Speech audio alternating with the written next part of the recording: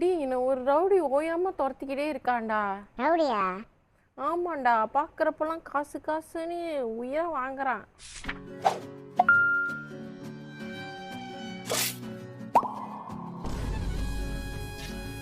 Happy birthday to me.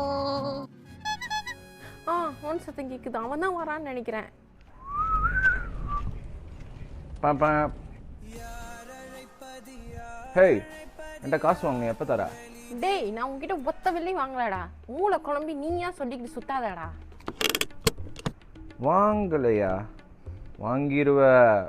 டேய் நான் இது வரைக்கும் ஒருத்தங்கிட்ட கூட கடன் வாங்கினதில்ல தெரியுமா? கடன் வாங்கினது இல்லையா? கடனை தவிர வேற எதுவுமே வாங்கினது இல்லைன்னு சொல்லி நான் நம்புறேன். ப்ரோ உனக்கு ரவுடி லுக்கே இல்லை ப்ரோ. மிரட்டி காசு வாங்குற அளவுக்கு உன் முகத்தில் கொஞ்சம் கூட கம்பீரமே இல்லை ப்ரோ. அதை வளர்த்துட்டு சின்ன பிள்ளைங்கள்ட்ட குச்சி முட்டாய் வாங்குறதுலேருந்து வளர்ந்து வா.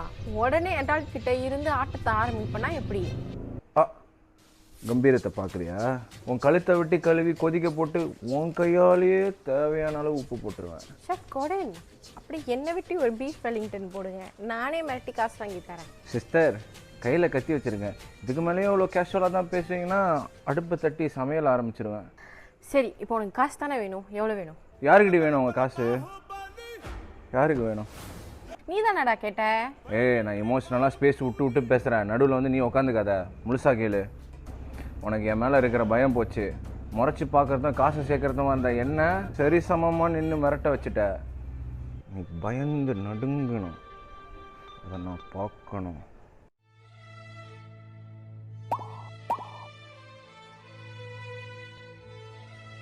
இந்த பயம் போதுமா? முன்னாடி நீ ஃப்ரிட்ஜுக்குள்ளே ஃபீலிங்ஸை தேடிட்டு இருக்க. இன்னும் பயம் என்ன சொல்லு? நீ பைப்பிள்னால பயந்த மாதிரி நடிச்ச பார்த்தியா? அதுவே எனக்கு போதும். இந்த தடவை விட்டுட்டு போகிறேன். அடுத்த தடவை வந்து காசு வாங்குறேன்.